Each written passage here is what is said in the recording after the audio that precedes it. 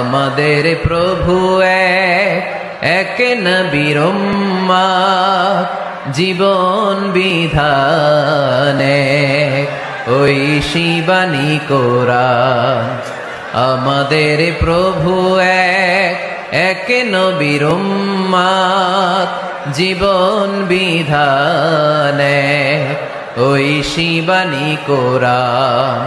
أعوذ بالله من الشيطان الرجيم بسم الله الرحمن الرحيم والتين والزيتون وطور سينين وهذا البلد الأمين لقد خلقنا الإنسان في أحسن تقويم صدق الله العظيم رب اشرح لي صدري ويسر لي أمري واحلل عقدة من لساني يفقه قولي।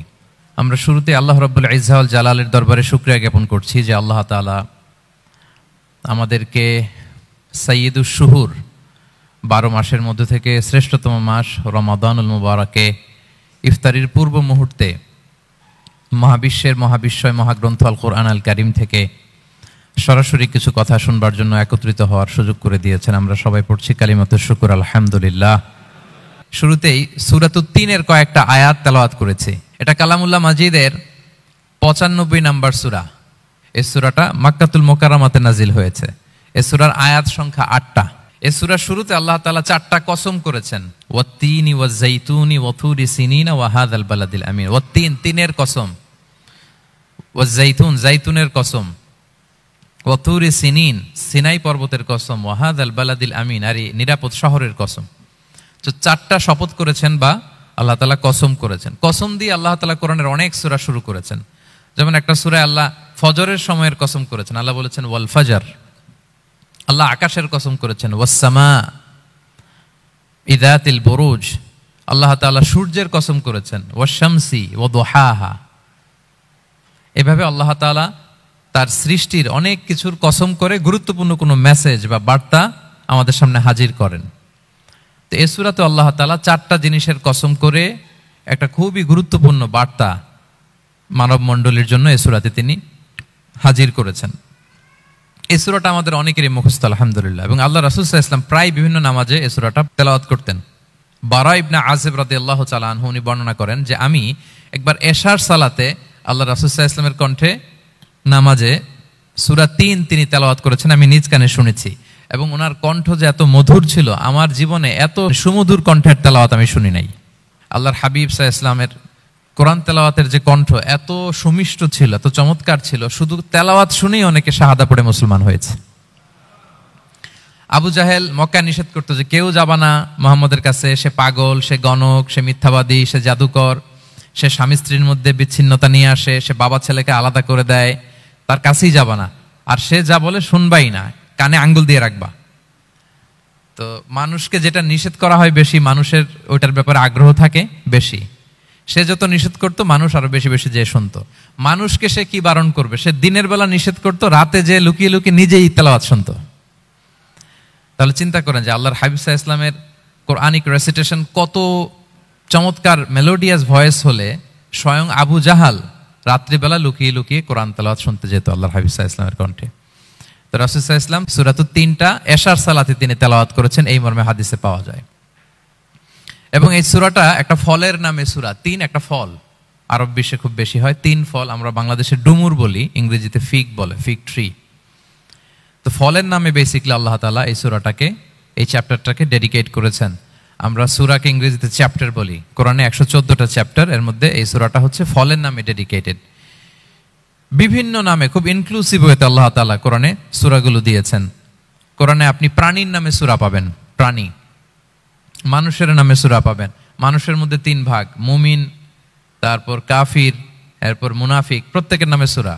সূরাতুল মুমিনুন আছে, সূরাতুল কাফিরুন আছে, আবার সূরাতুল মুনাফিকুন আছে। আমাদের দৃশ্য জগতের সবচেয়ে বড় প্রাণীটা হচ্ছে হাতি, তাই না? এই হাতির নামে একটা সূরা আছে, বলেন তো এই সূরার নাম কি? সূরা ফিল। তারপর আমরা যে দেখি আমাদের দৃশ্য জগতের সবচেয়ে ছোট প্রাণী হচ্ছে পিঁপড়া, পিঁপড়ার নামে একটা সূরা আছে, সূরা আন-নামল। আন-নামল মানে পিঁপড়ার সূরা। মাকড়সার নামে সূরা আছে, সূরাতুল আনকাবুত। তারপর গোষ্ঠীর নামে সূরা আছে, সূরাতুল আলে ইমরান। বংশের নামে সূরা আছে, সূরাতুল কুরাইশ, কুরাইশ বংশের নামে সূরা। এইভাবে খুব ইনক্লুসিভ ওয়েতে, এমন কিছু নাই যে আল্লাহ তাআলা উল্লেখ করেন নাই। মা ফাররাতনা ফিল কিতাবি মিন শাই, উল্লেখ করে নাই কোরআনে এমন কিছু নাই, সবকিছু আল্লাহ তাআলা উল্লেখ করেছেন। তো এই সূরাটা হচ্ছে একটা ফলের নামে, ফলটার নাম হচ্ছে তিন ফল। আল্লাহ তাআলা বলছেন ওয়াত্তিন, তিনের শপথ। আমি একবার সরল বঙ্গানুবাদ করি, এরপর আমি তাফসিরে ঢুকি। তিনের শপথ, ওয়াজাইতুন, জাইতুনের শপথ, ওয়াতুরি সিনিন, সিনাই পর্বতের শপথ, ওয়াহাদাল বালাদিল আমিন, এই নিরাপদ শহরের শপথ, লাকাদ খালাকনাল ইনসানা ফি আহসানি তাকওয়িম, নিশ্চয় আমি মানুষকে খুব চমৎকার সুন্দর অবয়বে সৃষ্টি করেছি। সুম্মা রাদাদনাহু আসফালা সাফিলিন, এরপরে তাকে আবার নিচু থেকে নিচুর দিকে নামিয়ে দিয়েছি। ইল্লাল্লাযীনা আমানু ওয়া আমিলুস সলিহাত, তবে তারা ছাড়া যারা ঈমান এনেছে এবং সৎকর্ম করেছে, ফালাহুম আজরুন গায়রু মামনুন, তাদের জন্য আছে অফুরন্ত পুরস্কার। ফামা ইউকাযযিবুকা বা'দু বিদ্দিন, এগুলো জানার পরও কিসে তোমাকে দিন অস্বীকারের ব্যাপারে উদ্বুদ্ধ করলো? আলাইসাল্লাহু বিআহকামিল হাকিমিন, আল্লাহ তাআলা কি শ্রেষ্ঠ বিচারক নন? সাদাকাল্লাহুল আযীম। এই হচ্ছে এই সূরাটির সরল অনুবাদ। এবার আমরা তাফসিরে ঢুকি। প্রথমে আল্লাহ তাআলা বলেছেন ওয়াত্তিন, তিনের শপথ। তিন মানে তো আমরা জানলাম, তিন মানে ডুমুর। আল্লাহর হাবিব সাল্লাল্লাহু আলাইহি ওয়াসাল্লাম তিনি তিন ফল পছন্দ করতেন এবং এটা ডায়াবেটিক্সের জন্য ভালো, ডায়াবেটিক্স নিয়ন্ত্রণ করে। আমাদের বোনদের যাদের ইররেগুলার মেনস্ট্রুয়েশনাল পিরিয়ড হয়, এটার জন্য এটা খুব ভালো এবং খুব স্ট্রেংথ স্টেমিনা আনে শরীরে। এটা জান্নাতের একটা গাছ। আদম আলাইহিস সালাম এবং হাওয়া আলাইহিস সালামকে যখন আল্লাহ বলেছিল ওয়ালা তাকরাবা হাযিহি শাজারাতা ফাতাকুনা মিনাজ জালিমিন, হ্যাঁ আদম এবং হাওয়া জান্নাতের সব জায়গায় যেতে মন চায় যাও, যা খেতে মন চায় খাও, এই নিষিদ্ধ গাছের কাছে যেও না, তাহলে তোমরা জালিম হয়ে যাবে। শয়তান এসে উল্টা বুঝালো, সে বলল তোমাদের খেতে নিষেধ করছে কেন জানো? আল্লাহ চায় না যে তোমরা জান্নাতে থাকো, আল্লাহ চায় এখান থেকে তোমাদের বের করে দিবে, কিন্তু তোমরা যদি এই গাছের ফল খাও আল্লাহ আর বের করতে পারবে না। দেখছেন শয়তানের অবস্থা? শয়তান কিন্তু নেগেটিভিটি নিয়ে সামনে আসে না, আসে খুব আপনার ওয়েল উইশার হিসেবে, উপদেশ নিয়ে খুব ভালো একটা পজিটিভ ওয়েতে আসে। তো ওনারা খেয়ে ফেললেন এই নিষিদ্ধ গাছের ফল। খাওয়ার ফলে আদম আলাইহিস সালাম, হাওয়া আলাইহিস সালাম, ওনাদের গা থেকে জান্নাতের পোশাকগুলো ঝরে পড়ে গেল। এখন কি দিয়ে ওনারা ওনাদের প্রাইভেটকে ঢাকবেন? তখন ওনারা তাফসির ফি জিলালিল কোরআনে এসেছে যে ওনারা এই তিন গাছের পাতা নিয়ে নিজেদের প্রাইভেট ঢেকেছিলেন। সুবহানাল্লাহ। সেই তিন ফলের কসম আল্লাহ করলেন, ওয়াত্তিন, তিনের শপথ। এরপর আল্লাহ তাআলা বললেন ওয়াজাইতুন, জাইতুনের শপথ। জাইতুন মানে হচ্ছে জলপাই। তো আল্লাহ তাআলা বললেন ওয়াজাইতুন, জাইতুনের শপথ। জাইতুন মানে হচ্ছে জলপাই, ইংরেজিতে আমরা যেটাকে অলিভস বলি। তো আল্লাহ তিনের কসম করলেন এবং অলিভের কসম করলেন। দুইটাই খুব উপকারী ফল এবং আল্লাহর হাবিব সাল্লাল্লাহু আলাইহি ওয়াসাল্লাম তিনি জলপাইও খুব পছন্দ করতেন। ওনার রেগুলার ফুড আইটেমের মধ্যে জলপাই ছিল, অলিভস ছিল। এটা পাহাড়ি এরিয়া, মরুভূমিতে হয় এবং রাসূল সাল্লাল্লাহু আলাইহি ওয়াসাল্লাম বলেছেন কুলু যাইত ওয়াদাহিনু ফাইন্নাহু মিন শাজারাতিন মুবারাকা, তোমরা অলিভ অয়েল এটা খেও এবং এটা গায়ে মালিশ করো, কেননা এটা বরকতময় একটা গাছের ফল, শাজারা মুবারাকা। এটা শরীরের ব্যাড কোলেস্টেরলকে কমিয়ে দেয়, দাড়িতে অ্যাপ্লাই করলে, চুলে অ্যাপ্লাই করলে সহজে পাকে না দাড়ি চুল, এবং স্কিনে অ্যাপ্লাই করলেও স্কিনের জন্য ভালো, স্কিনের জন্য বেশ ভালো। এটা যাদের সুযোগ হয় আপনারা দাড়িতে চুলে অ্যাপ্লাই করবেন, খাবেন। এটা খাওয়াও যায়। তাম্বুতু বিদ্দুহনি ওয়াসিবগিল লিল আখিলিন, কোরআনে এসেছে। এটা অয়েল হিসেবে ইউজ করে, আবার খাবার হিসেবেও ইউজ করা যায়। সালাদ ড্রেসিং এর ক্ষেত্রে কিন্তু অলিভ অয়েল আমরা ইউজ করি। ইদানিং পিজাতে খুব ইউজ করা হয় অলিভ, জলপাইটা। তো এটা আপনারা খেতে পারেন, এটা খুবই সুস্বাদু। এবং জলপাই গাছের মানে জাইতুন গাছের ডালের মেসওয়াক খুব ভালো হয়। আল্লাহর হাবিব সাল্লাল্লাহু আলাইহি ওয়াসাল্লাম জাইতুনের ডাল দিয়ে মেসওয়াক করতেন। তিনি বলতেন নি'মাস সিওয়াকিয়া জাইতুন, সবচেয়ে শ্রেষ্ঠ মেসওয়াক হচ্ছে জাইতুনের। মিনাশ শাজারাতিল মুবারাকা, কারণ এটা বরকতময় গাছের ডালা। এবং ফাইন্নাহু সিওয়াকি ওয়া সিওয়াকুল আম্বিয়া মিন ক্বাবলি, এই জাইতুনের ডাল দিয়ে আমিও যেমনি মেসওয়াক করি, আমার আগে যত নবী পৃথিবীতে এসেছে সবাই জাইতুনের ডাল দিয়ে মেসওয়াক করত। আল্লাহ বলেন ওয়াত্তিনি ওয়াজ জাইতুন, তিনের শপথ আর জাইতুনের শপথ। এরপর আল্লাহ তাআলা বললেন ওয়াতুরি সিনিন, সিনাই পর্বতের শপথ। প্রথমে দুইটা ফলের শপথ করলেন, এবার একটা পাহাড়ের শপথ করতেছেন। আপনারা কি তুর পাহাড়ের নাম শুনেছেন? হ্যাঁ শুনেছেন। এই সিনাই পর্বত দ্বারা তুর পাহাড় উদ্দেশ্য। এটা মিশরের একটা পাহাড়, অনেক উঁচু, 2285 মিটার উঁচু। ওইটার নিচে আছে মুকাদ্দাসে তুয়া, যেখানে মুসা আলাইহিস সালামকে আল্লাহ তাআলা জুতা খুলতে বলেছিলেন, ফাখলা না আলাইকা ইন্নাকা বিল ওয়াদিল মুকাদ্দাসে তুয়া, হে মুসা তুমি পবিত্র উপত্যকায় এসেছো, জুতা খুলো। তো ওখানে সব ধর্মের লোকেরা যায়, সব ধর্মের লোকদের জন্য তীর্থস্থান, মুসলিম, জুইশ, খ্রিস্টিয়ান সবাই যায়। এটা সিনাই একটা এলাকা আছে মিশরের, north south Sinai, north Sinai, এটা সাউথ সিনাইতে অবস্থিত। তো নিচে একটা খ্রিস্টানদের প্রাচীন গির্জা আছে, সেন্ট ক্যাথেরিনা গির্জা। সেখান থেকে চলতে চলতে আপনাকে উপরে যেতে হবে, ফজরের পরে আবার চলে আসতে হবে, তা না হলে দুপুরবেলায় 10টা-11টার দিকে এমন সূর্যের প্রখর তাপ ওই পাথরের মধ্যে লাগে, ওখানে আর থাকা যায় না। একেবারে তুর পাহাড়ের উপরে সেখানে খ্রিস্টানদের জন্য ছোট্ট একটা সিনাগোগ আছে, তারা প্রার্থনা করে। খ্রিস্টানদের একটা চার্চ আছে, মুসলিমদের জন্য ছোট্ট একটা মুসল্লা আছে সুরাওয়ের মতো। আল্লাহ ওই সিনাই উপত্যকার কসম করেছেন, ওয়াতুরি সিনিন, সিনাই উপত্যকার কসম। এখানেই আল্লাহ তাআলা মুসা আলাইহিস সালামকে তাওরাত দিয়েছিলেন, মেজর একটা আসমানি কিতাব দিয়েছিলেন, এবং সরাসরি মুসা আলাইহিস সালাম এই পাহাড়ের চূড়ায় বসে আল্লাহ তাআলার সাথে কথা বলতেন। ওয়াকাল্লামাল্লাহু মুসা তাকলিমা, উনি সরাসরি কথা বলতেন, এটা ওনার একটা স্পেশাল বৈশিষ্ট্য ছিল, ক্যারেক্টারিস্টিক্স। এবং আল্লাহ তাআলা নূরের তাজাল্লি দিয়ে এই পাহাড়কে একবার জ্বালিয়ে দিয়েছিলেন। আজও এই পাহাড়ের রংটা অনেকটা একটু লালচে, একটু কালোচে, একটু রেডিশ কালারের। এবং মুসা আলাইহিস সালাম এই নূরের তাজাল্লির ঝলকে তিনি বেহুশ হয়ে গিয়েছিলেন এই পাহাড়ের উপরে। ইয়াজুজ মাহুজ যখন কিয়ামতের আগে আগমন করবে, তখন মুসলমানদের সেন্টার হবে। ঈসা আলাইহিস সালাম মুসলমানদেরকে নিয়ে ওইখানে অবস্থান করবেন, এই তুর পাহাড়ের ওখানে। এবং আল্লাহর হাবিব সাল্লাল্লাহু আলাইহি ওয়াসাল্লামের মেরাজের রাতে ইসরার সময় একটা স্টেশন ছিল এই তুর পাহাড়। জিবরাইল আলাইহিস সালাম এই তুর পাহাড়ে আল্লাহর হাবিব সাল্লাল্লাহু আলাইহি ওয়াসাল্লামকে নামিয়ে বলেছিলেন যে এটা জাবাল মুসা, আপনার ভাই মুসার পাহাড়, আপনি এখানে 2 রাকাত নামাজ পড়েন, দোয়া করেন। আল্লাহর হাবিব সাল্লাল্লাহু আলাইহি ওয়াসাল্লাম এই তুর পাহাড়ে 2 রাকাত সালাত আদায় করেছিলেন এবং দোয়া করেছিলেন। আল্লাহ এই তুর পাহাড়ের কসম কাটলেন, ওয়াতুরি সিনিন, সিনাই পর্বতের কসম, যেখানে তাওরাত কিতাব নাজিল হয়েছিল। এরপর আল্লাহ তাআলা বললেন, ওয়াহাদাল বালাদিল আমিন, আর এই নিরাপদ শহরের শপথ। এই শহর দ্বারা মক্কা শহর উদ্দেশ্য, কারণ রাসূল সাল্লাল্লাহু আলাইহি ওয়াসাল্লাম তখন মক্কায় ছিলেন, মক্কা নগরী। এই শহরের পূর্ব নাম ছিল বাক্কা। মক্কা নগরীকে বলা হয় উম্মুল কুরা, সব শহরের মা, সব শহরের সেন্টার, পৃথিবীর নাভিস্থল। এবং আল্লাহ তাআলা বলেছেন, মান দাখালাহু কানা আমিনা, এখানে যে প্রবেশ করবে সে নিরাপদ। হেরেমের মধ্যে কিন্তু কাউকে আক্রমণ করা যায় না, কোনো খুনিও যদি ঢুকে যায় অ্যাটাক করা যাবে না। তো জাহেলি যুগে এমনটা ঘটতো, কারোর সাথে কারো শত্রুতা হলে, ধরেন যে একজন তার বাবাকে হত্যা করেছে, তো সে তাকে পেয়েছে, ওই লোক বাঁচার জন্য দৌড়াতে দৌড়াতে হেরেমের ভিতরে ঢুকে যেত, কারণ সে জানে যে হেরেমে ঢুকলে সে আমাকে মারবে না। তো পরে সে যখন হেরেম থেকে বেরোতো, আবার তার সাথে যুদ্ধ শুরু হতো। এবং এই শহরের এত মর্যাদার কারণ হচ্ছে সাইয়েদনা ইব্রাহিম আলাইহিস সালাম, তিনি আল্লাহর কাছে দোয়া করেছিলেন যে রব্বি জাআল হাযা বালাদান আমিনা, হে আল্লাহ আপনি এই শহরকে নিরাপদ করেন, ওয়ারযুক আহলাহু মিনাস সামারাত, আর এই শহরের অধিবাসীদেরকে আপনি ফলমূল দিয়ে রিজিকের ব্যবস্থা করেন। এখনো দেখবেন যে সারা পৃথিবীতে যেই ফল নাই, মক্কাতে ওই ফল আছে। সারা পৃথিবী থেকে ফল ওখানে যায়, এবং মক্কার নেইবরিং সিটি তায়েফ, সেখানে অনেক ফল উৎপাদিত হয়, এখানে আসে। নিরাপদ শহর, বালাদান আমিনা। এবং আল্লাহর হাবিব সাল্লাল্লাহু আলাইহি ওয়াসাল্লাম বলেছেন যে এই মক্কা শহর আমার সবচাইতে প্রিয় শহর। বাধ্য হয়ে তিনি যখন হিজরত করলেন মদিনায়, সেদিন বারবার তিনি মক্কার দিকে পেছনে ফিরে ফিরে তাকান, আর কেঁদে কেঁদে তিনি বলতেছিলেন যে মাক্কাতু আহাব্বুল বিলাদ ইলাইয়া, মক্কা আমার কাছে সবচেয়ে প্রিয় নগরী। লাউলা উখরিজতু লামা খারাজতু, আমাকে যদি জোর করে বের করে দেয়া না হতো, আমি কোনোদিন মক্কা ছেড়ে অন্য কোথাও যেতাম না। আল্লাহর হাবিব সাল্লাল্লাহু আলাইহি ওয়াসাল্লামের সবচেয়ে প্রিয় শহর ছিল মক্কা, এবং এটা আল্লাহর হাবিব সাল্লাল্লাহু আলাইহি ওয়াসাল্লামের জন্মস্থান, মাকান মাউলিদির রাসূল, রাসূল সাল্লাল্লাহু আলাইহি ওয়াসাল্লামের বিলাদাত হয়েছে এই শহরে। এবং এই শহরকে আল্লাহ বলেছেন মাসাবাতান লিন্নাসি ওয়া আমনা, মানুষের মিলনস্থল, কেন্দ্রস্থল, সারা পৃথিবী থেকে মানুষ ওখানে যায়। আপনি যে রমাদানে যদি মক্কায় যান, আল্লাহু আকবার, লক্ষ লক্ষ উমরা পালনকারী সেখানে, ইউরোপ থেকে, আফ্রিকা থেকে, অস্ট্রেলিয়া থেকে, এশিয়া থেকে, সারা পৃথিবীর মানুষের মিলনস্থল। ওখানে গেলে আপনি দেখবেন মাসাবাতান লিন্নাসি ওয়া আমনা, নিরাপদ জায়গা এবং মানুষের মিলনস্থল। এটা এখানে এমন মসজিদ আল্লাহ রেখেছেন কাবা ঘরের চারদিকে, এটাকে বলা হয় মসজিদুল হারাম, যে মসজিদে 1 রাকাত সালাত পড়লে 1 লক্ষ রাকাতের সওয়াব হয়।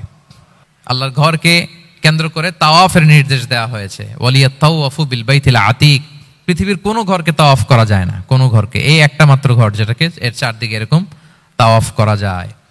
তাহলে এই পবিত্র ঘর, পবিত্র মসজিদ যেই শহরে অবস্থিত, সেই শহরের কসম আল্লাহ করেছেন। আল্লাহ বললেন ওয়াহাদাল বালাদিল আমিন, এই নিরাপদ শহরের কসম, মানে মক্কা শহরের কসম।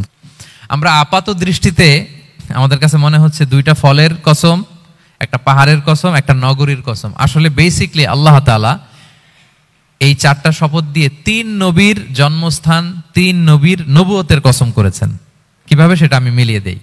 এই যে প্রথমে যে আল্লাহ বলেছেন ওয়াত্তিনি ওয়া জাইতুন, 3 এবং জাইতুনের কসম। পৃথিবীতে সবচেয়ে বেশি 3 এবং জাইতুন কোথায় উৎপন্ন হয় জানেন? ফিলিস্তিনে। কোথায়? শাম দেশে, যেটা হাদিসের পরিভাষায় বলা হয় শাম, বর্তমান ফিলিস্তিন এবং সিরিয়া মিলে। তিন জাইতুন দিয়ে বেসিকলি আল্লাহ তাআলা ফিলিস্তিনের শপথ করেছেন, শাম দেশের শপথ, যেখানকার বেথলহামে ঈসা আলাইহিস সালাম, জেসাস ক্রাইস্ট, তিনি জন্মগ্রহণ করেছেন, ঈসা আলাইহিস সালামের জন্মস্থান।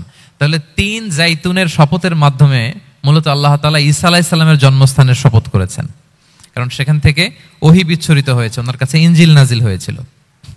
এবং এই শামের মর্যাদার ব্যাপারে অনেক কথা আল্লাহর হাবিব সাল্লাল্লাহু আলাইহি ওয়াসাল্লাম তিনি বলেছেন। আল্লাহ রাসূল সাল্লাল্লাহু আলাইহি ওয়াসাল্লাম যখন মেরাজে যান, তখন মক্কা থেকে এই শাম দেশে ফিলিস্তিনের বাইতুল মাকদাসে রাসূল সাল্লাল্লাহু আলাইহি ওয়াসাল্লামকে নিয়ে যাওয়া হয়েছিল।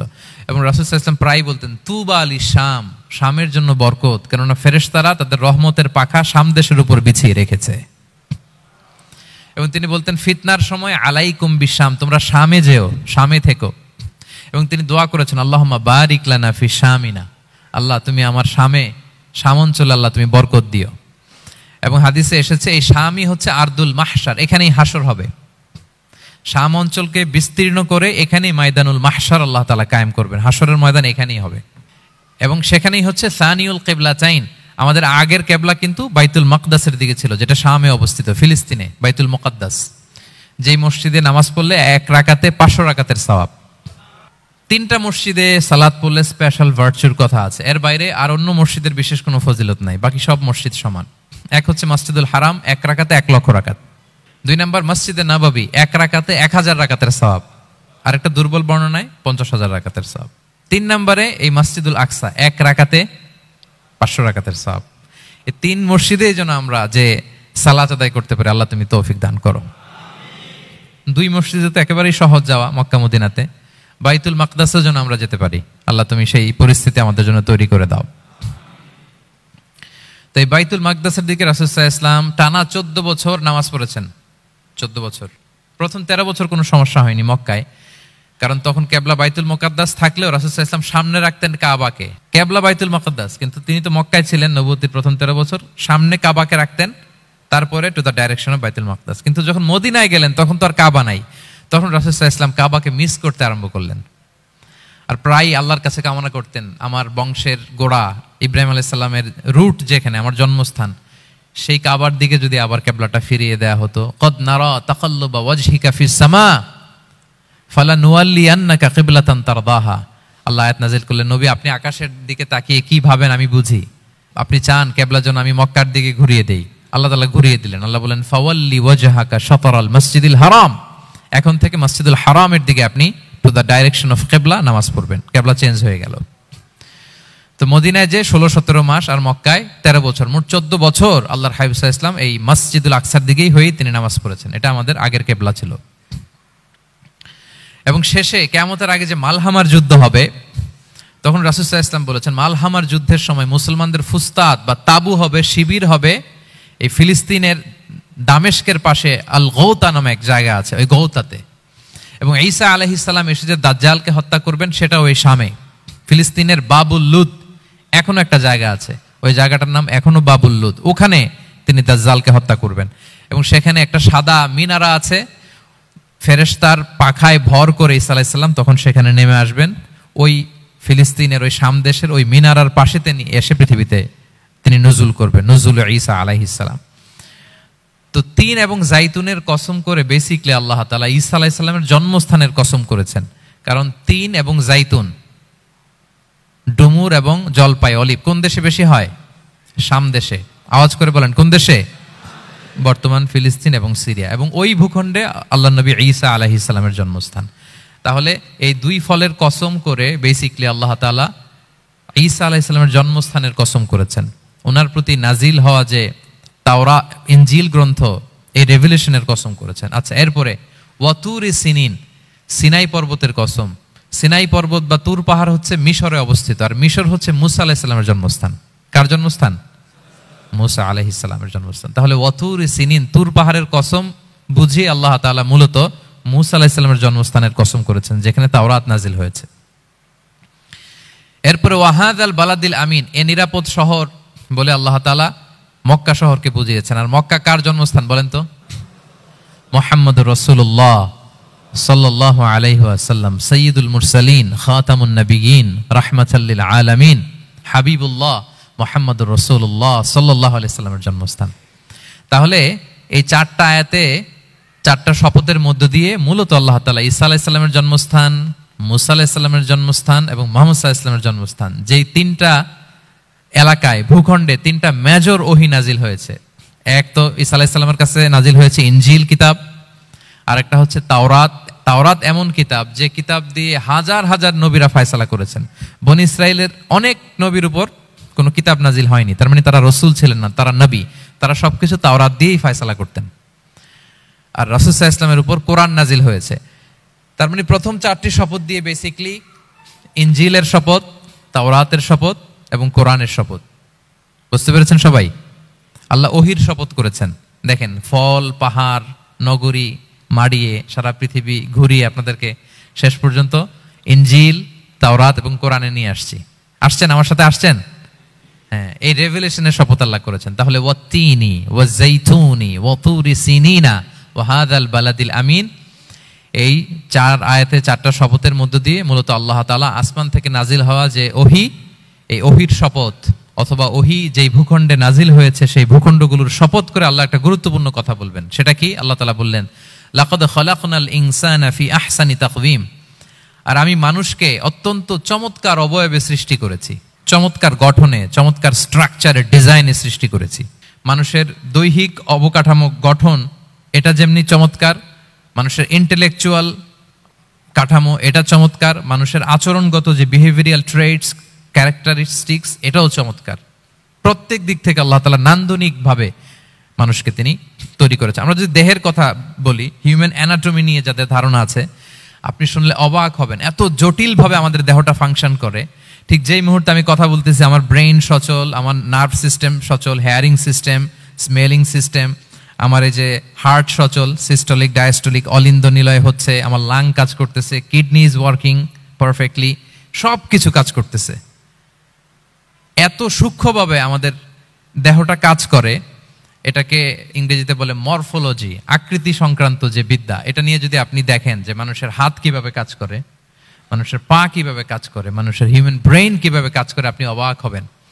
এবং আল্লাহর যে সেট আপ, লাকাদ খালাকনাল ইনসানা ফি আহসানি তাকওয়িম, নিশ্চয় আমি মানব জাতিকে চমৎকার অবয়বে তৈরি করেছি। আপনি যদি অবয়বটা দেখেন, আমাদের স্ট্রাকচার, এর চেয়ে সুন্দর করে আর তৈরি করা যেত না, এর চেয়ে সুন্দর আর হতে পারে না। যেখানে যা দেয়ার, মাথার চুল থেকে পায়ের নখ পর্যন্ত, আপনি একটা ডিজাইনে, স্ট্রাকচারে, সেট আপে আপনি ভুল ধরতে পারবেন না। যেখানে যেটা দরকার, আপনি একটু খেয়াল করে দেখেন যে এই যে আমাদের চোখ,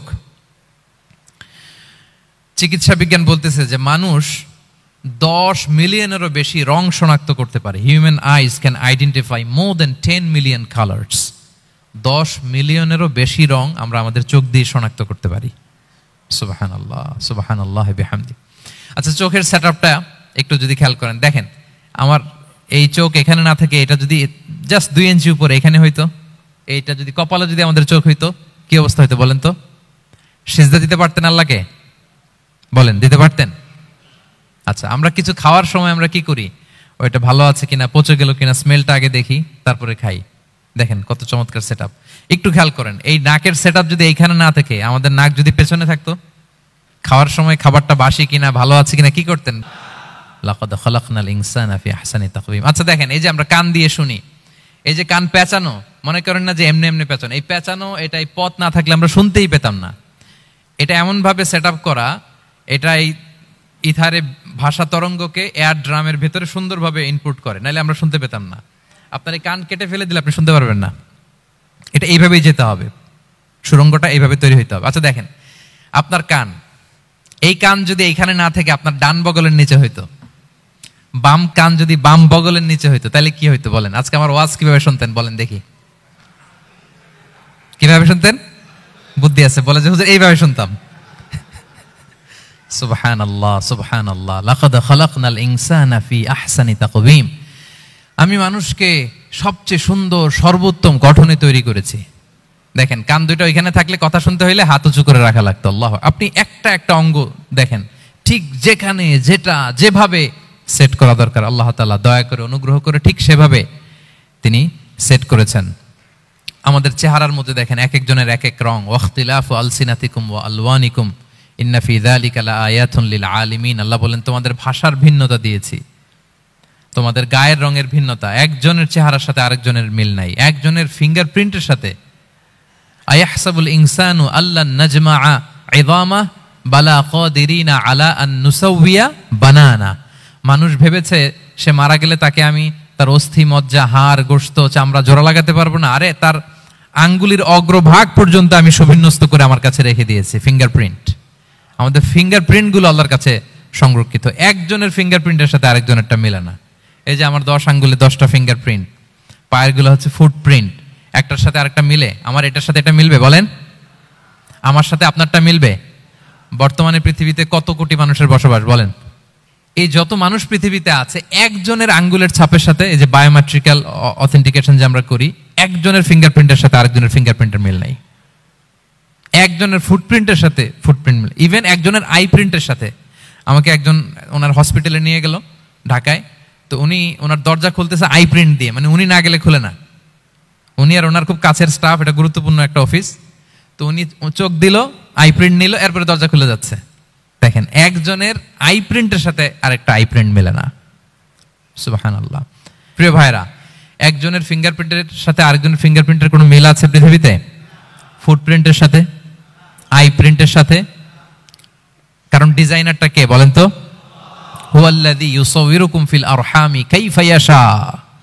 মায়ের পেটে থাকতেই আল্লাহ তাআলা এগুলো ডিজাইন করে দিয়েছেন। আমি কেমন হব, আমার বৈশিষ্ট্য কেমন হবে, এই যে আমি যে আমার বাবা দাদা 14 পুরুষের ডিএনএ বয়ে বেড়াই, এগুলো সব নিয়ে আমার বৈশিষ্ট্য, আমার কণ্ঠস্বর, আমার ক্যারেক্টারিস্টিক্স, আমার ফিচার কেমন হবে, সব তিনি আল্লাহ তাআলা মায়ের পেটে থাকতে ডিজাইন করে দিয়েছেন। সুবহানাল্লাহ। আল্লাহ বলছেন লাকাদ খালাকনাল ইনসানা ফি আহসানি তাকওয়িম। প্রিয় ভাইরা, কসম করার পরে আল্লাহ যে কথাটা বলেন এটা অনেক গুরুত্বপূর্ণ, খুবই গুরুত্বপূর্ণ বার্তা। আল্লাহ চারটা কসম করে তিনটা নবীর জন্মস্থানের শপথ করে তিনি বললেন লাকাদ খালাকনাল ইনসানা ফি আহসানি তাকওয়িম। নিশ্চয় আমি অত্যন্ত চমৎকার আকৃতিতে মানুষকে তৈরি করেছি। মানুষের গঠন এরকম, মাথা থেকে পা পর্যন্ত। আমি তো দু একটার কথা বললাম, চোখ, নাক, কান, আপনি একটা একটা করে যদি ধরেন, আমাদের হেয়ারিং সিস্টেম কিভাবে কাজ করে, হেয়ারিং নার্ভ কিভাবে কাজ করে, আমাদের সেন্সেশন কিভাবে কাজ করে, আমাদের ব্রেন কিভাবে কাজ করে। আমাদের এক একজনের ব্রেন 1.5 কেজি ওজন, 3 পাউন্ডের মতো একটা সুস্থ মানুষের অ্যাভারেজ ব্রেনের ওজন। এই ব্রেনের মেমোরি হচ্ছে 2.5 মিলিয়ন গিগাবাইট। আপনার মোবাইলে স্পেস কত বলেন, মেমোরি কত? হ্যাঁ, 512 জিবি। আর আমার আর আপনার ব্রেইনের যে মেমোরি, এই মেমোরি হচ্ছে 2.5 মিলিয়ন গিগাবাইটস। আল্লাহ, এই যে প্রতি মুহূর্তে আমাদের নিউরন কানেক্টিভিটি হচ্ছে, ব্রেনের স্নায়ুগুলোর যত কানেক্টিভিটি হয়, যত আমরা চিন্তা করে ব্রেনকে খাটাই, নতুন নতুন জিনিস আমরা তৈরি করতে পারি। এবং এমন ভাবে আল্লাহ তাআলা এমন সফিস্টিকেটেড ব্রেইন আল্লাহ মানুষকে দিয়েছে, মানুষ পারে না এমন কিছু নাই। মানুষ যা কল্পনা করতে পারে মানুষ তা করে দেখাতে পারে। এজন্য আমাদের কল্পনার জানালাটাকে বড় করতে হবে। আই রিপিট, মানুষ যা কল্পনা করতে পারে, ইমাজিন করতে পারে, সেটা মানুষ করে দেখাতে পারে। ওই ক্যাপাসিটি দিয়ে আল্লাহ তাআলা মানুষকে তৈরি করেছেন। সুবহানাল্লাহ, সুবহানাল্লাহ। লাকাদ খালাকনাল ইনসানা ফি আহসানি তাকওয়িম। এই ব্রেনকে খাটিয়ে মানুষের কত ইনভেনশন, কত ডিসকভারি, মানুষ সভ্যতার পর সভ্যতা বিনির্মাণ করেছে। চোখ ধাঁধানো মানুষের আবিষ্কার, তাক লাগিয়ে দিয়েছে গোটা বিশ্বে একটার পর একটা করে। আল্লাহ এমন ভাবে মানুষকে তিনি তৈরি করেছেন। লাকাদ খালাকনাল ইনসানা ফি আহসানি তাকওয়িম। চমৎকার অবয়বে, তার দৈহিক অবয়ব যেমনি সুন্দর, তার বুদ্ধিগত, তার চিন্তাগত, তার ইন্টেলেক্ট, এটাও তেমন সুন্দর, এটাও তেমন চমৎকার।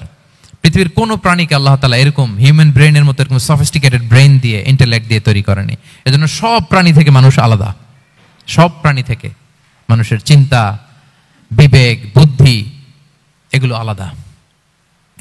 তাহলে দেখেন, মানুষের শ্রেষ্ঠত্ব মূলত এগুলোর দ্বারা। মানুষ যদি তার চিন্তা, বিবেক, বুদ্ধি খাটায়, সে শ্রেষ্ঠ হয়ে যায়। আমি একটা কথা প্রায় বলি যে মানুষ যদি ভালো হয় সে ফেরেশতার চেয়েও ভালো, আর মানুষ যদি খারাপ হয় সে পশুর চেয়েও নিকৃষ্ট। আল্লাহ বলেন উলাইকা কাল আনআমি বাল হুম আদাল লাহুম কুলুবুল লা ইয়াফকাহুনা বিহা ওয়া লাহুম আ'য়ুনুল লা ইউবসিরুনা বিহা ওয়া লাহুম আযানুল লা ইয়াসমাউনা বিহা উলাইকা কাল আনআমি বাল হুম আদাল। তাদের হৃদয় আছে, ওটা দিয়ে অনুধাবন করে না সত্যকে। চোখ আছে, ওটা দিয়ে সে সত্যটা দেখে না। কান আছে, হকের কথা শোনে না। উলাইকা কাল আনআম, আল্লাহ বলেন তারা প্রাণীর মতো, চতুষ্পদ জন্তুর ন্যায়। শুধু অতটুকুই না, বালহুম আদাল, তারা তার চেয়েও নিকৃষ্ট, তার চেয়েও নিকৃষ্ট। তাহলে মানুষ ভালো হলে সে ফেরেশতাকে ছাড়িয়ে যায়, আর মানুষ নিকৃষ্ট হলে সে পশুত্বকে হার মানায়। কথা বুঝতে পেরেছেন? মানে আমরা ভালো হলে সবচেয়ে ভালো, খারাপ হলে সবচেয়ে খারাপ। একটা পশু আর একটা পশুকে হত্যা করে কেটে 20 টুকরা করছে, এরকম কোন নিউজে আসছে কোনোদিন? কিন্তু আশরাফুল মাখলুকাত মানুষ তার মতো রক্তে মাংসে গড়া আরেকটা মানুষকে নির্মমভাবে হত্যা করে কেটে 20 টুকরা করে বস্তাবন্দি করে ডোবার মধ্যে ফেলে রাখছে, এরকম নিউজ আছে না বলেন? আছে। মানুষ তার মতো একটা মানুষকে নির্মমভাবে হত্যা করে, এরকমও তো আছে যে কেরোসিন দিয়ে তার মতো আরেকটা মানুষকে সে জ্বালিয়ে দিয়েছে, আছে না নাই বলেন? গ্রামের পর গ্রাম জ্বালিয়ে দেয়, জনপদের পর জনপদ ধ্বংস করে দেয়, বোমা মেরে শহর উড়িয়ে দেয়। লিটল বয় মেরেছিল আমেরিকান সোলজাররা জাপানের হিরোশিমা শহরের উপর। আমি হিরোশিমা তো গত বছর ভিজিট করে আসলাম, আমি নিজে দেখে এসেছি যে এখানে বোমটা মেরেছে। মুহূর্তের মধ্যে পুরো শহর ভ্যানিশ, এমন রেডিয়েশন। তো যেই আমেরিকান পাইলট বোমা মারতেছে সেও মানুষ, সেও কি? আর যাদেরকে ধ্বংসের জন্য এই লিটল বয় মারলো হিরোশিমাতে আর ফ্যাটম্যান মারলো নাগাসাকিতে, এরাও কি? তাহলে দেখেন, মানুষ তার মতো আরেকটা মানুষকে এরকম মেরে টুকরো টুকরো কুচি কুচি করতে সে দ্বিধাবোধ করে না। আল্লাহ, মানুষ গণহত্যা চালায়, জেনোসাইড। এই যে আমাদের বাংলাদেশে তো কিছুদিন আগে হলো গণহত্যা, হেলিকপ্টার থেকে গুলি করে বাচ্চা মেরে ফেলতেছে। কার বাচ্চা, কার কলিজার টুকরা সন্তান, ডোন্ট কেয়ার। জনগণের টাকায়, ট্যাক্সের টাকায় কেনা বুলেট, হেলিকপ্টার দিয়ে জনগণকে, ছাত্রদেরকে হত্যা করা হয়েছে। দেখেন, সেও মানুষ। যারা হত্যা করতেছে, গণহত্যা, জেনোসাইড চালিয়েছে, তারাও মানুষ। তাহলে মানুষ যদি খারাপ হয়, মানুষের চেয়ে খারাপ আর কেউ হয়? আর মানুষ ভালো হলে মানুষের চেয়ে ভালো কেউ হতে পারে? মানুষ এমন জায়গায় যেতে পারে যেখানে ফেরেশতারাও যেতে পারে না। জিবরাইল আলাইহিস সালামের যাওয়ার সীমানা যেখানে শেষ, মুহাম্মদ সাল্লাল্লাহু আলাইহি ওয়াসাল্লামের ঊর্ধ্ব জগতের কাহিনী সেখান থেকে শুরু। আল্লাহু আকবার। তাহলে মানুষ ভালো হলে ফেরেশতাকে ছাড়ায়, মানুষ খারাপ হলে পশুত্বকে হার মানায়। So the decision is yours. রাস্তা দুইটা, আপনি কোন দিকে যাবেন? আপনি কি ডান দিকে জান্নাতের পথে যাবেন নাকি বাঁ দিকে জাহান্নামের পথে যাবেন? সিদ্ধান্ত আপনার। আল্লাহ তাআলা বললেন, লাকাদ খালাকনাল ইনসানা ফি আহসানি তাকওয়িম। আমি মানুষকে চমৎকার আকৃতিতে তৈরি করেছি। হাতের মেকানিজম কি, পায়ের মেকানিজম কি, আমার চেয়ে আপনারা ভালো জানেন। এগুলো ঘন্টার পর ঘন্টা আপনি বলতে পারবেন যে কেমন ভাবে আল্লাহ তাআলা তৈরি করেছেন। আল্লাহ বলেন, মানুষকে আমি অত্যন্ত চমৎকার আকৃতি দিয়ে তৈরি করেছি। তার সৃষ্টিগত কাঠামো, তার বুদ্ধিবৃত্তিক কাঠামো, তার চিন্তাগত কাঠামো, তার আচরণগত কাঠামো, তার নৈতিকতায় তাকে এমন উচ্চ মর্যাদার আসন আমি দিয়েছি, এটা যদি সে অ্যাচিভ করে, বিলং করে, তাহলে তার চেয়ে শ্রেষ্ঠ কেউ আর হতে পারে। কিন্তু আল্লাহর দেয়া এই ক্যাপাসিটিগুলো, এই নেয়মাগুলো যদি সে অ্যাকসেপ্ট না করে, সে যদি পশুত্বের পথে হাঁটে, সে যদি শয়তানের দেখানো পথে হাঁটে, তাহলে সে এত নিচে যাবে, অন্য কেউ আর এত নিচে যেতে পারে না। মানুষ যত নিচে যেতে পারে, ফেরেশতারাও অত নিচে যেতে পারবে না, জিন জাতিও পারবে না, কোনো প্রাণীর পক্ষে যাওয়া সম্ভব না। তাহলে মানুষকে আল্লাহ তাআলা এমন সফিস্টিকেটেড ওয়েতে তৈরি করেছেন, চাইলে সে সবার উপরে যেতে পারে, আবার চাইলে আল্লাহর দেয়া নেয়ামতগুলোকে যদি সে ভিন্ন খাতে প্রবাহিত করে, সে সবচেয়ে নিকৃষ্ট হতে পারে। সেটাই আল্লাহ বললেন, সুম্মা রাদাদনাহু আসফালা সাফিলিন। এরপরে তাকে আমি হীন থেকে হীনতর করেছি, নিচ থেকে আরো নিচে নিয়েছি। সে যখন ঈমান আনে না, সে যখন সৎকর্ম করে না, সে যখন আল্লাহর শেখানো, আল্লাহর দেখানো রাস্তায় সে চলে না, সে যখন তার নফসের কথা শুনে, সে যখন তার প্রবৃত্তির গোলাম সাজে, সে সবচেয়ে নিকৃষ্ট হয়। আসফালা সাফিলিন মানে একেবারে নিচে, এর নিচে আর নাই। আল্লাহ বলেছেন, ইন্নাল মুনাফিকিনা ফিদ দারকিল আসফালি মিনান নার। সেখানে আল্লাহ আসফাল বলেছেন, মুনাফিকরা জাহান্নামের একেবারে তলদেশে থাকবে। তাই মানুষ যদি ঈমান আর সৎকর্মের বলে বলিয়ান না হয়, সে এত খারাপ হয়, কেউ এত নিচে যেতে পারে না। বলেন, মানুষ যত নিচে যেতে পারে, জিন তত নিচে যেতে পারবে? ফেরেশতারা পারবে না। আর মানুষ যত উপরে যেতে পারে, ফেরেশতারা এত উপরে যেতে পারবে না। সো দুইটারই সুযোগ আপনার আছে। সুম্মা রাদাদনাহু আসফালা সাফিলিনের দুইটা ব্যাখ্যা। কোন মুফাসসির বলেছেন, যৌবনের পর, যৌবনে থাকে শক্তিশালী, বার্ধক্যের সময় যখন সে নুয়ে যায়, ছোট হয়, সে একেবারে দুর্বল হয়ে যায়, সেটা বোঝানো হয়েছে। আর অন্যান্য মুফাসসিরিন একরাম বলেছেন, না, আল্লাহর দেওয়া এই নেয়মা, ক্যাপাসিটি যখন সে সঠিক পথে কাজে লাগায় না, সে যখন প্রবৃত্তির অনুসরণ করে, সে তখন এত খারাপ হয়, এত নিচ থেকে নিচুতর হয়, এত হীন থেকে হীনতর হয়, তার চেয়ে হীনতর আর কেউ তখন হতে পারে না। সেখান থেকে বাঁচার দুটি রাস্তা আল্লাহ বলেছে। আল্লাহ বলছেন, ইল্লাল্লাযীনা আমানু ওয়া আমিলুস সলিহাত, তবে যারা ঈমান আনে এবং সৎকর্ম করে তারা ছাড়া। তারা ওই নিচু থেকে নিচুতর নয়, তারা শ্রেষ্ঠতর। ঈমান এবং সৎকর্ম, ঈমান এবং আমলে সালেহাত। কোরআনের অনেক জায়গায় আপনি আয়াতটা পাবেন, ইন্নাল্লাযীনা আমানু ওয়া আমিলুস সালিহাতি কানাত লাহুম জান্নাতুল ফিরদাউসি নুজুলা। নিশ্চয়ই যারা ঈমান এনেছে, সৎকর্ম করেছে, তাদের জন্য আমি জান্নাতে ফিরদাউস রেখে দিয়েছি। আল্লাহ বলেন তারা নিকৃষ্ট হবে না যারা ঈমান এনেছে, সৎকর্ম করেছে। যারা কি এনেছে? ঈমান। আর কি করেছে? সৎকর্ম করেছে। ইল্লাল্লাযীনা আমানু, যারা ঈমান এনেছে, সৎকর্ম করেছে, ফালাহুম আজরুন গায়রু মামনুন, তাদের জন্য রয়েছে অফুরন্ত পুরস্কার, মানে জান্নাত। তাদের জন্য কি? ওই জান্নাতে যেতে আমরা চাই কি চাই না বলেন? রাস্তা কয়টা?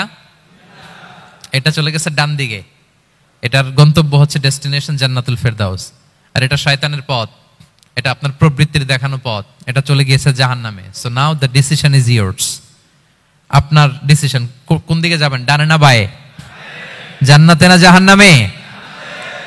জান্নাতে যেতে চাই আমরা। ফালাহুম আজরুন গায়রু মামনুন, তাদের জন্য আছে অফুরন্ত নেয়ামত, অফুরন্ত পুরস্কার। আমরা যেন সেই পুরস্কার লাভে ধন্য হতে পারি, আমরা সবাই বলি আমিন। আল্লাহ বলেন এইভাবে 4টা কসম করার পরে, এত গুরুত্বপূর্ণ বার্তা হাজির করার পরে, তোমার ঘুমন্ত বিবেককে জাগিয়ে তোমাকে বার্তা দেওয়ার পরেও কিভাবে তুমি অস্বীকার করতে পারো আখিরাতকে? ফামা ইউকাযযিবুকা বা'দু বিদ্দিন, এরপরেও কোন বিবেকে, কোন আকলে, কোন সাহসে তুমি কর্মফল দিবসকে অস্বীকার করো? কোন সাহসে? এখানে দিন দ্বারা উদ্দেশ্য কর্মফল। ভালো করলে যে ভালো পাবে, খারাপ করলে যে খারাপ পাবে, দিনের অনেক অর্থ, এটার তাফসিরে গেলে সময় কুলাবে না। ফামা ইউকাযযিবুকা বা'দু বিদ্দিন, এরপরেও কর্মফলকে অস্বীকার করার সাহস তুমি কোত্থেকে পাও? কিসে তোমাকে উদ্বুদ্ধ করে কর্মফল দিবসকে অস্বীকার করতে? আলাইসাল্লাহু বিআহকামিল হাকিমিন, আল্লাহ তাআলা কি শ্রেষ্ঠ বিচারক নন? সূরা আবু দাউদে আল্লাহর হাবিব সাল্লাল্লাহু আলাইহি ওয়াসাল্লাম বলেন, কেউ যদি সূরাতুত তিন তেলাওয়াত করে, করতে করতে যদি শেষ আয়াতে চলে আসে, আর সে যখন পড়ে আলাইসাল্লাহু বিআহকামিল হাকিমিন, আল্লাহ তাআলা কি শ্রেষ্ঠতম বিচারকদের মধ্যে সর্বশ্রেষ্ঠ বিচারক জাজ নন, তখন সে যেন উত্তর দেয়, এটা তো আল্লাহর প্রশ্ন। আলাইসাল্লাহু বিআহকামিল হাকিমিন, আল্লাহ আমাদেরকে প্রশ্ন ছুড়ে দিয়েছেন যে আল্লাহ তাআলা কি শ্রেষ্ঠ বিচারক নন? তখন যে তেলাওয়াত করে সে যেন বলে বালা বালা ওয়া আনা আলা যালিকা মিনাশ শাহিদিন। বালা মানে অবশ্যই, হ্যাঁ আল্লাহ অবশ্যই আপনি শ্রেষ্ঠ বিচারক, আর আপনি যে শ্রেষ্ঠতম বিচারকের সাক্ষী আমি দিচ্ছি, এই ঘোষণা আমি দিচ্ছি। পড়েন সুবহানাল্লাহ। আপনি দেখবেন মসজিদুল হারামে,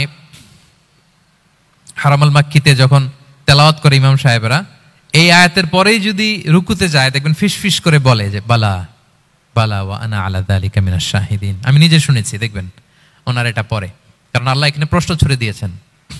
আর উত্তর হিসেবে বলতে হবে বালা ওয়া আনা আলা যালিকা মিনাশ শাহিদিন, আল্লাহ অবশ্যই আপনি শ্রেষ্ঠ বিচারক। আল্লাহর চাইতে শ্রেষ্ঠ বিচারক আর হতে পারে? আমরা কত লাকি যে আল্লাহর আহকামুল হাকিমিন হিসেবে বিচারক পেয়েছি। হ্যাঁ, আমাদের বিচার যদি অন্য কেউ করতো, নিজেরা যদি নিজেদের, আল্লাহ যদি বলতো তোরটা বিচার তুই কর আর তোরটা তুই কর, কি অবস্থা হইতে বলেন? যার সাথে যার শত্রুতা আছে ওইখানে দেখাই দিত। কিন্তু আমরা বিচারক হিসেবে পেয়েছি কাকে? আল্লাহ কি পার্সিয়ালিটি করবে বিচারে? স্বজন প্রীতি করবে? কারো উপর জুলুম করবে? কাউকে ঠকাবে? আল্লাহ বলেন ওয়ামা আনা বিযাল্লামিল লিল আবিদ, আমি কখনো আমার বান্দার উপর জুলুম করি না, জুলুম করি না। নাদাউল মাওয়াজিনাল কিসতা লিয়াউমিল কিয়ামা, কিয়ামতের দিন আমি মিজান নামে এমন এক ন্যায় বিচারের মানদণ্ড স্থাপন করব, ফালা তুযলামু নাফসুন শাইআ, এক বিন্দু পরিমাণ কেউ মাজলুম হবে না, এক বিন্দু পরিমাণ কেউ মাজলুম হবে না। এজন্য দুনিয়াতে যদি বিচার না পান, আল্লাহর দরবারে বিচারটা দিয়ে রাখেন, সেদিন বিচার হবে। আহকামুল হাকিমিন আপনারা ঠকাবে না। দুনিয়াতে বিচার পান নাই, মাজলুম হয়েছেন, মানুষ ভুল হচ্ছে, কেউ আপনারে ঠিক মতো বুঝে নাই, আপনার কথাটা কাকে বলবেন? বিপদে পড়লে ক্রাইসিস মোমেন্টে কাকে শেয়ার দিবেন?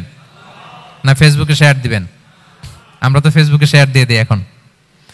ফেসবুকে শেয়ার দেওয়ার আগে, বন্ধুকে শেয়ার দেওয়ার আগে, স্ত্রীর কাছে শেয়ার করার আগে আমার সমস্যার কথা আগে শেয়ার করব কাকে?